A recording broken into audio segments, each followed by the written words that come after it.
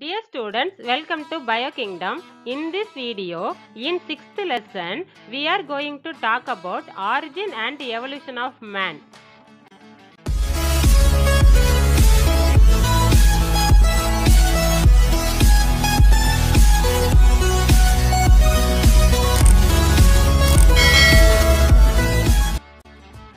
Origin and evolution of man. Origin and evolution of manல first நம்ம இந்த மனித இனமானது எப்போ உருவாச்சு அப்படிங்கறத பார்க்கலாம். Mammals evolved in the early Jurassic period. Early Jurassic periodனா எப்போனா about 210 million years ago. 210 million ஆண்டுகளுக்கு முன்னாடி. இதுதான் hominid. Hominid உடைய புதை படிவங்கள் fossil அப்படின்னு சொன்னோம் இல்லையா அது. இது எங்க முதல்ல இந்த hominid உருவாச்சு அப்படின்னு சொன்னா ஏசியா அண்ட் ஆப்பிரிக்கால தான் எவால்வ் ஆச்சு அப்படின்னு சொல்றாங்க.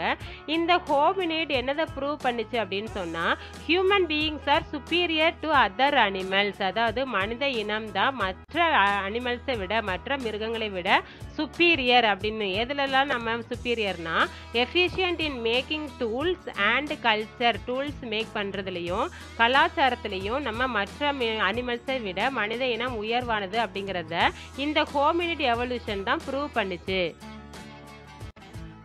நெக்ஸ்ட் இந்த ராமாபித்திகஸ் அண்ட் சிவாபித்திகஸ் உடைய ஃபாசில்ஸை ஐடென்டிஃபை பண்ணாங்க எங்கன்னா இந்தியன் சிவாலியன் ஹில்ஸில். அதனால தான் அவங்களுடைய பேர் ராமாபித்திகஸ். இந்தியாவில் இருந்ததுனால ராமாபித்திகஸ்னும் சிவாலியன் ஹில்ஸில் உருவானதுனால கண்டுபிடிச்சதுனால அதை சிவாபித்திகஸ் அப்படின்னு சொன்னாங்க.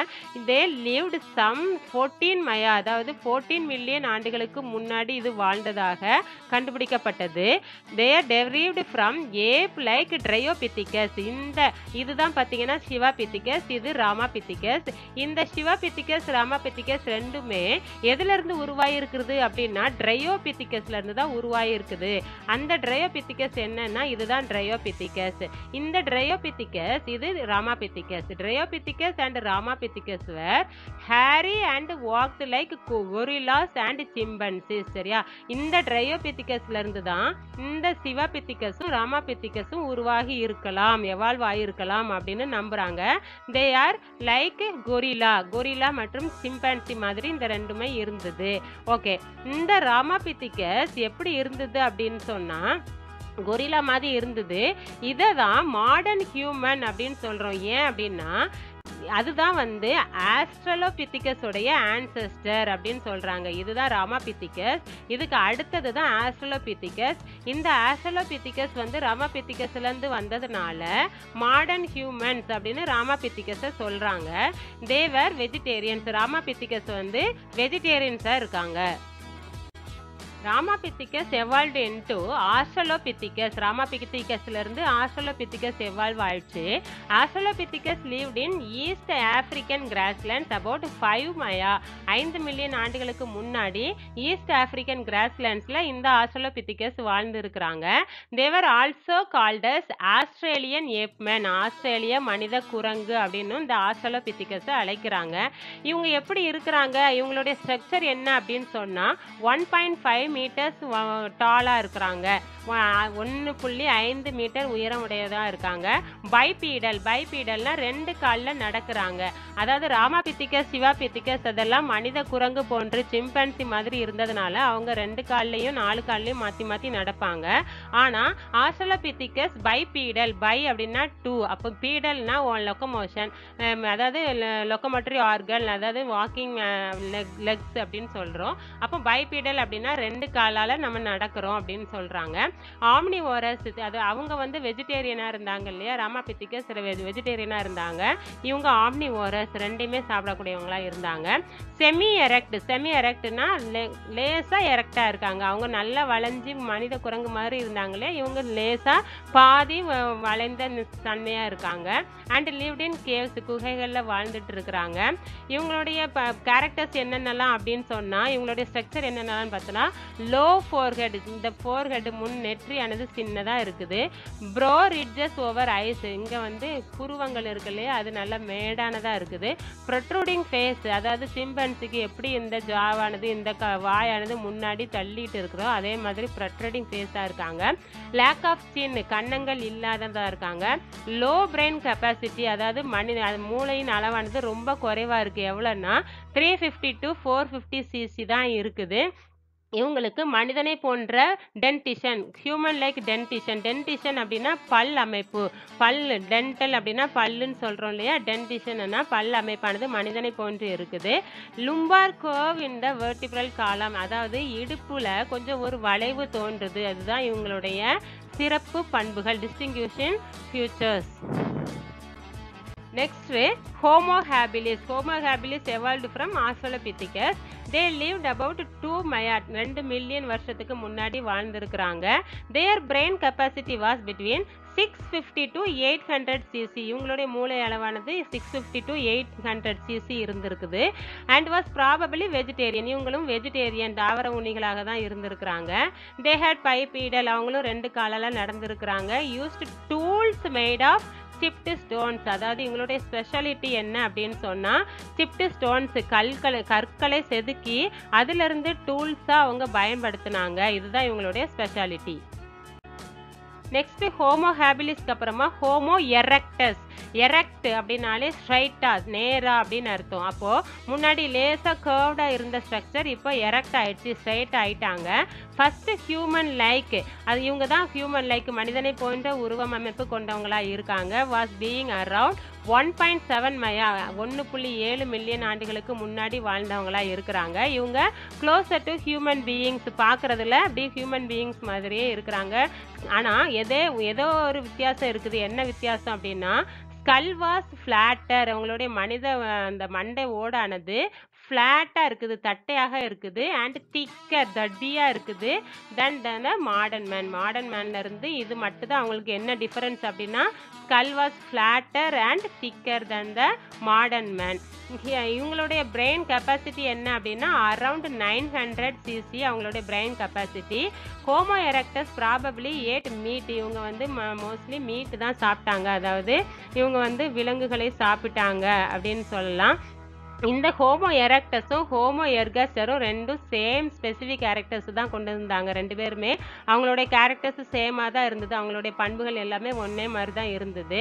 இவங்க ஹோமோ எர்கஸ்டர் மற்றும் Homo erectus were the first to leave Africa. ஆப்பிரிக்காவிலிருந்து அவங்க தான் ஃபர்ஸ்ட் வெளியேறின மனித இனங்களாக கருதப்படுறாங்க.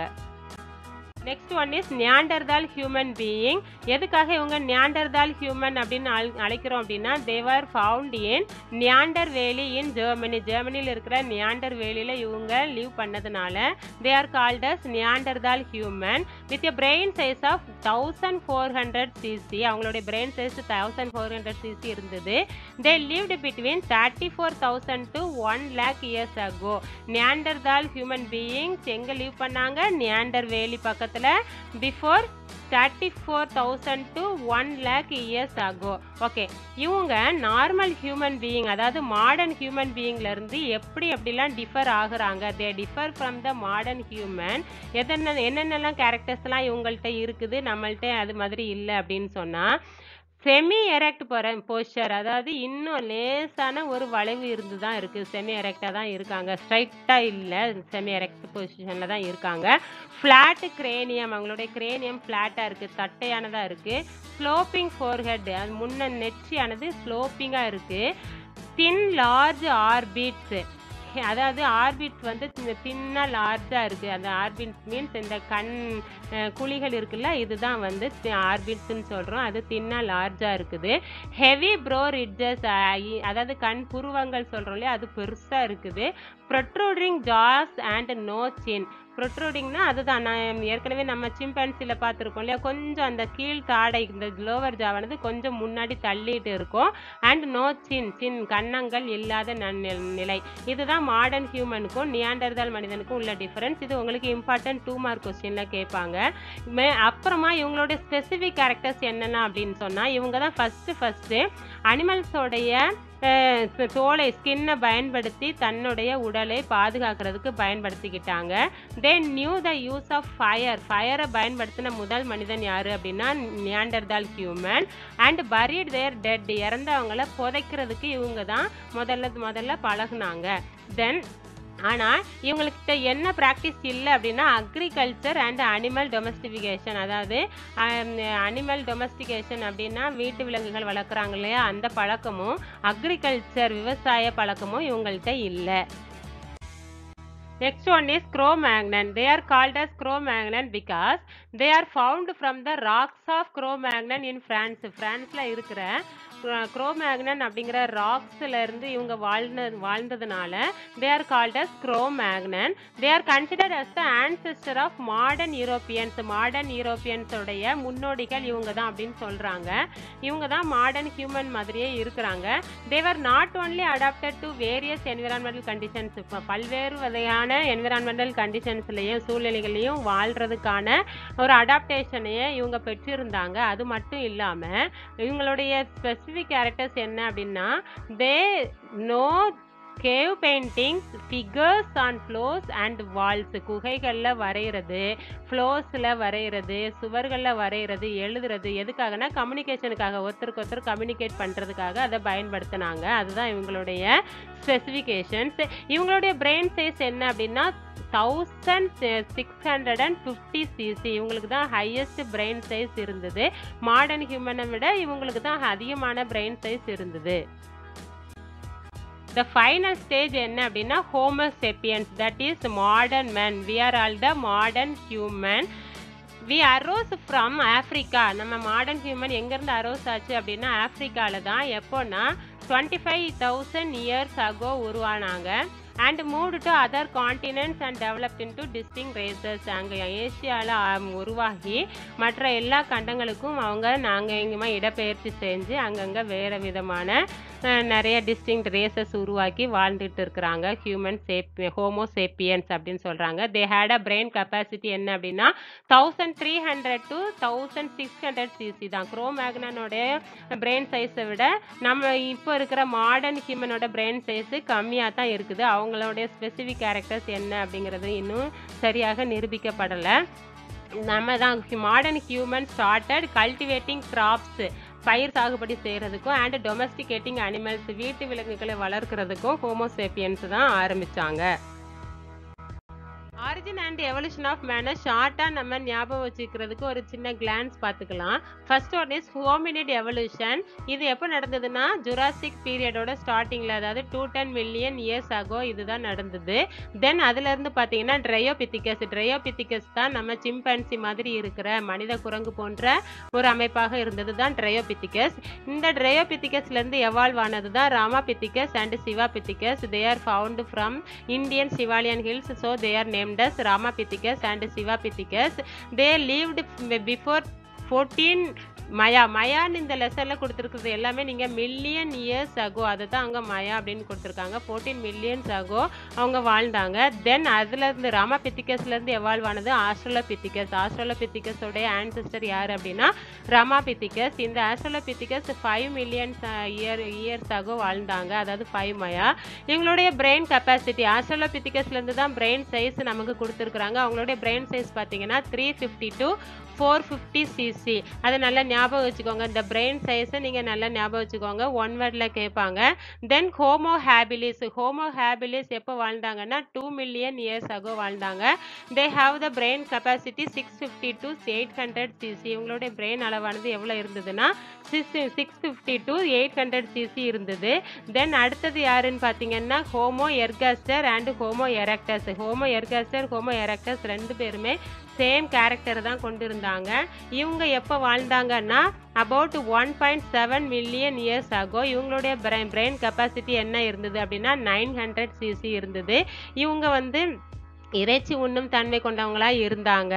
அடுத்தது பார்த்தீங்கன்னா நியாண்டர்தால் ஹியூமன் பீயிங் தே அவங்க எங்கே லிவ் பண்ணாங்க அப்படின்னா நியாண்டர் வேலி. நியாண்டர் வேலி எங்கே இருக்குதுன்னா ஜெர்மனில் இருக்கிற நியாண்டர் வேலியில் இவங்க வாழ்ந்ததுனால தான் they are called as Neanderthal human. Before 34,000 to 1 lakh years ago, million கிடையாது, 1 lakh இயர்ஸ் ஆகோ இவங்க வாழ்ந்தாங்க. இவங்களுடைய பிரெயின் சைஸ் பார்த்தீங்கன்னா 1400 cc இருந்தது இவங்களுடைய பிரெயின் சைஸு. இவங்களுக்கும் மாடர்ன் ஹியூமன் பீயிங்க்கும் உள்ள டிஃபரன்ஸ் உங்களுக்கு அதில் கொடுத்துருக்குறாங்க. அதை 2 மார்க் கொஸ்டினில் அதை படிச்சுக்கோங்க. இவங்க தான் ஃபஸ்ட்டு என்ன செஞ்சாங்க அப்படின்னு சொன்னால் உடைகள், அதாவது அனிமல்ஸோடைய ஸ்கின்னை பயன்படுத்தி அவங்க வந்து உடலை பாதுகாத்துக்கிட்டாங்க. அப்புறம் நெருப்பை பயன்படுத்தினாங்க. அப்புறம் பரீட் த டெட், இறந்தவங்கள புதைச்சாங்க இவங்க தான். தென் பார்த்தீங்கன்னா Cro-Magnon they are called as ancestor of modern Europeans அப்படின்னு சொல்கிறோம். இவங்களை எதுக்காக க்ரோ-மேக்னன் அப்படின்னு அழைக்கிறாங்க அப்படின்னா அங்கே ஃப்ரான்ஸில் இருக்கிற க்ரோ-மேக்னன் அப்படிங்கிற ராக்கில் இவங்க வாழ்ந்ததுனால இவங்களை க்ரோ-மேக்னன் அப்படின்னு அழைக்கிறாங்க. அவங்களுடைய பிரெயின் சைஸ் பார்த்தீங்கன்னா 1650 cc இருந்தது. இதுதான் ஹையஸ்ட் சிசி. தென் அதுக்கப்புறம் பார்த்தீங்கன்னா மாடர்ன் ஹியூமன் ஹோமோசேப்பியன்ஸ், இவங்களுடைய பிரெயின் சைஸ் பார்த்தீங்கன்னா 1300 to 1600 cc தான் இருக்குது. க்ரோ-மேக்னனுடைய பிரெயின் சைஸை விட ஹோமோசேப்பியன்ஸோட பிரெயின் சைஸு கம்மியாக இருக்குது. அப்போ க்ரோ-மேக்னன் வந்து எவ்வளோ ஸ்மார்ட்டாக இருந்தாங்க அப்படிங்கிறதுலாம் தெரியல. அவங்களுடைய ஸ்பெசிஃபிக் கேரக்டர்ஸ் நமக்கு தெரியல. ஆனால் அவங்க வந்து கேவில் ட்ராயிங்ஸ், பெயிண்டிங்ஸ், அப்புறம் வால்ஸில் ஃபிகர்ஸ் வரைகிறதுல அவங்க ஸ்பெசிஃபிக்காக இருந்தாங்க.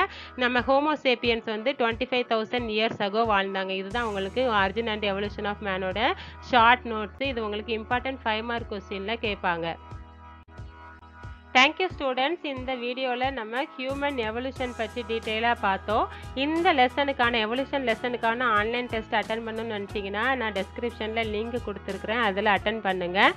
Thank you students. இந்த வீடியோ உங்களுக்கு பிடிச்சிருந்ததுன்னா லைக் பண்ணுங்கள், கமெண்ட் பண்ணுங்கள், உங்கள் ஃப்ரெண்ட்ஸுக்கும் ஷேர் பண்ணுங்கள். பாய்.